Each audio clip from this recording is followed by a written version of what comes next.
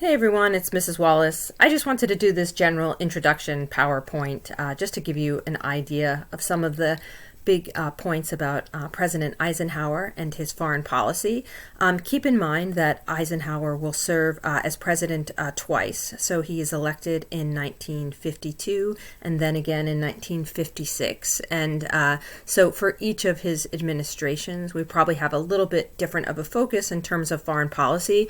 But when he is elected in 1952, he really is fairly critical of President Truman. And so a big part of what Eisenhower's initial ideas would be, and including, in addition to President Eisenhower, probably his closest, ally in his administration in terms of foreign policy is John Foster Dulles, who has very, very different ideas from the containment policy of President Truman. Both Dulles and Eisenhower run a campaign in 1952 that kind of suggests a few things.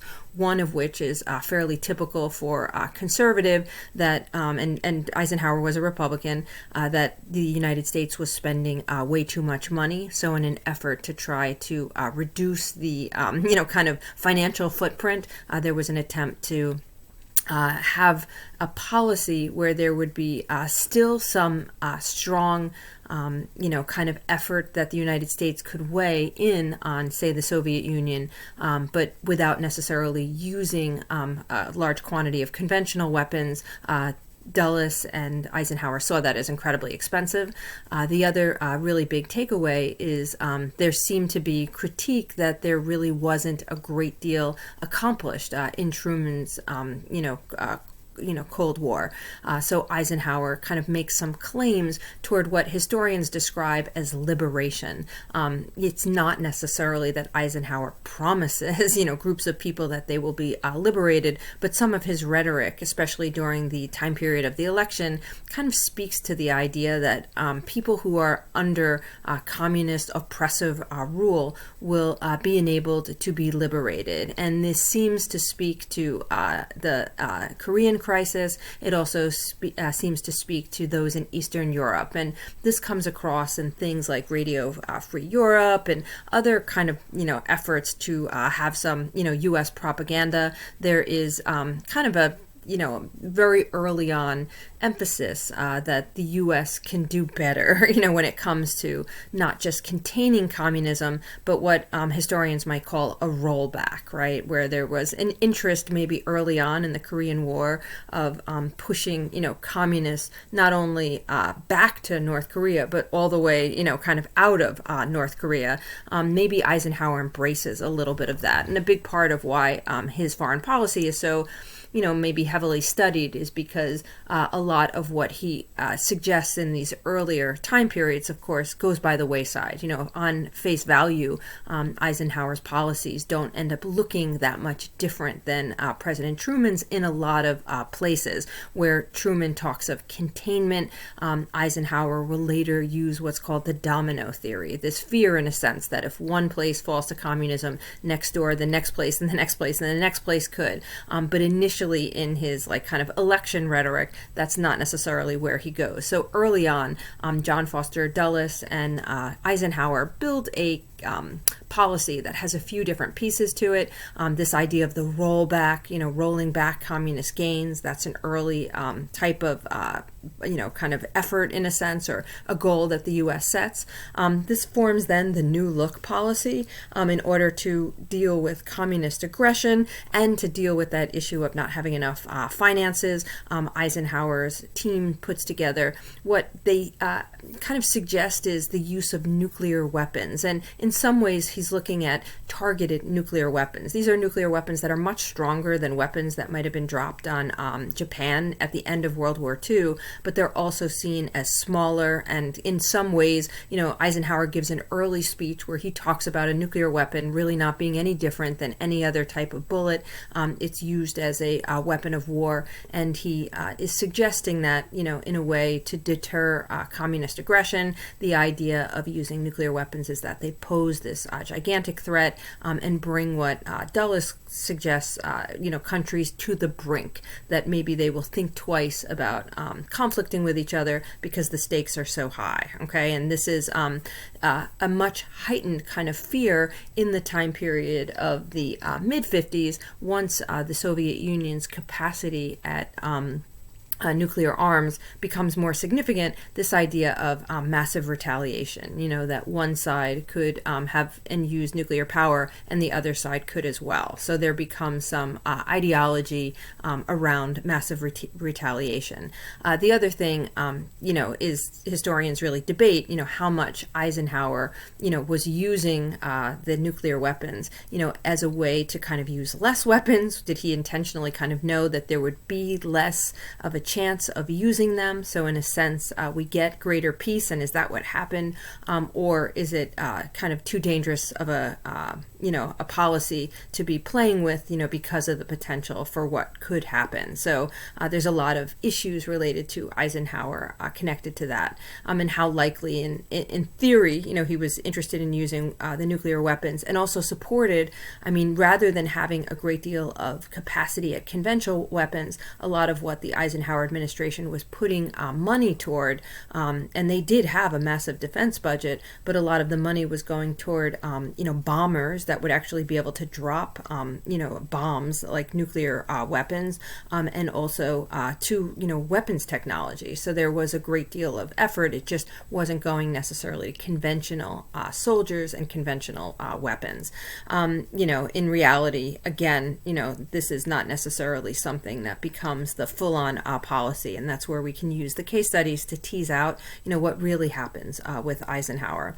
A few other things, domestically, Eisenhower is very popular in a lot of ways. He is kind of like a hands-off type of president, but he's kind of like goofy in a way, with a little bit of like a easy smile.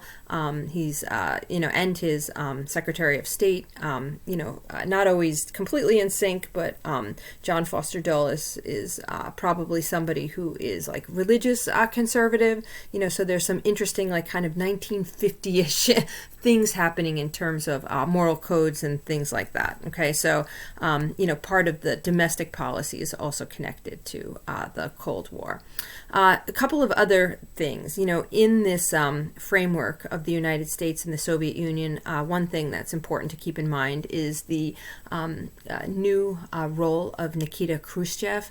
2 months into the Eisenhower presidency, we see Stalin die, and this has a huge effect on the policies in the Soviet Union. We even see Khrushchev come out later in in front of some Soviet leaders, and initially, there is a team of individuals who are replacing Stalin. It's not just Khrushchev, he's one of 4, but in time it becomes clear that he is really the default leader, and he will actually come out against some of the things that Stalin did, shocking quite a few people in the Soviet Union, and he kind of changes, in a sense, some of the ways in which the Soviet Union might be interacting with the United States in the Cold War.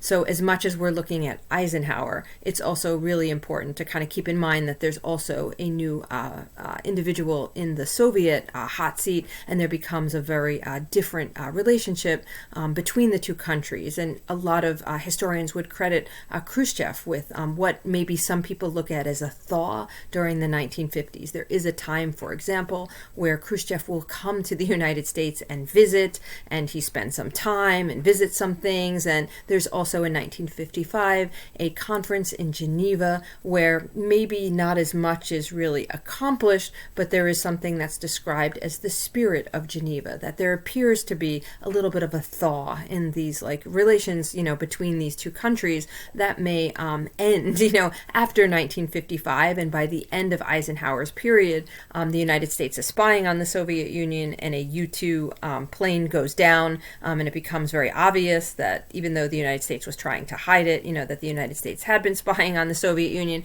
So the Eisenhower administration ends kind of not with a good relationship between the United States and the Soviet Union, but there are points in the middle where there's a great deal of thaw, if you will. One of the biggest issues is the Hungarian Revolution, and this is connected to some other kind of protests within Eastern Europe as well. As the communist bloc kind of digs in and there becomes a opportunity, maybe some of this is instigated by the speech that Khrushchev gave, that's kind of indicative towards some of the crimes of Stalin. People throughout Eastern Europe react, and there is a pushback for greater freedom. And some of this is done in a variety of ways. We have in Yugoslavia, a communist country, where the leader Tito is somebody who is like outside of the Soviet communist recipe. He's kind of doing his own thing, and there's some way that Khrushchev is looking to try to bring Tito in a little bit, and that's not really successful. There's also within East Germany a workers' strike that kind of is very significant, and within Poland there's a great deal of protest, against the communist regime. This comes to a head in 1956 in Hungary, and the key individual in this is Imre Nagy. He is a leader of the party within Hungary, but becomes kind of, there's like this movement of changing of what communism is and what communism could mean, and also a nationalist, patriotic movement within Hungary. There becomes a lot of young Hungarian freedom fighters that are essentially pushing out the Soviet military forces that are in Hungary. And there are attempts where Imre Nagy will support the Hungarian freedom fighters, and there's a movement to kind of have Hungary go on its own. And the Soviets, for some time, it appears as if Hungary might kind of have a chance at fighting for some degree of freedom, and the Soviets ultimately crack down in what becomes a horrific campaign, and the United States has an opportunity to support the Hungarian freedom fighters, who arguably believe that the United States is going to come to their aid, and of course the United States does not. So in 1956, this is also the same time as the Suez Crisis, there's a great deal of effort that the Soviet Union makes to maintain their power in Eastern Europe. So there's kind of some changes in the Cold War, there's some thawing, there's some ways that maybe the Soviet Union's kind of communist realm is not necessarily going to be the same initiatives as it was under Stalin, but Eastern Europe doesn't seem to have changed in terms of significance to the Soviet Union, and so that's a big takeaway. If we look at some of the other things that happen, okay, I'm just going to flip the screen there. Okay, we have the stuff on here about Stalin dying in 1953, and a great deal of the relaxation of tensions, a reduction in the arms race. A big effort in 1955 in Geneva is to try to have a reduction in arms. Eisenhower even proposes something that he describes as a policy where there'll be greater transparency. He suggests to the Soviet Union that both countries make it clear, what their resources are. So the United States could look at the Soviet Union's weapons, and the Soviet Union could look at the United States weapons, and there could be like complete transparency. Khrushchev does not go for this, and at this point in time, there is a great deal of the Soviet Union is behind the United States in weaponry, and to the United States, that's not necessarily perfectly clear, but there is some efforts that Eisenhower makes to reduce arms. So on one hand, using arms, right, the idea of using nuclear weapons, on the other hand, trying to reduce them. So Eisenhower's kind of got a few things at play. There is also, again, the Soviet leader's speech talking about peaceful coexistence with the United States. There becomes a framework for understanding from the Soviet perspective that maybe there will be two spheres of influence and two kind of, powers, and maybe the Soviets are not looking essentially to eliminate U.S. power as much as mitigate it and live with it. And so a lot of differences on the Soviet side within the framework of some of the other things in the timeline, in addition to the Hungarian Revolution, the year after the Hungarian Revolution in 1957, the Soviet Union will launch the first satellite of Sputnik. And this creates a huge public reaction in the United States because it appears as if the United States is behind the Soviet Union. So the space race becomes, in a sense, part of the military campaign, and we see a degree of the United States playing catch-up in 1958 and 1959. I'm going to stop there and kind of continue this in the next video.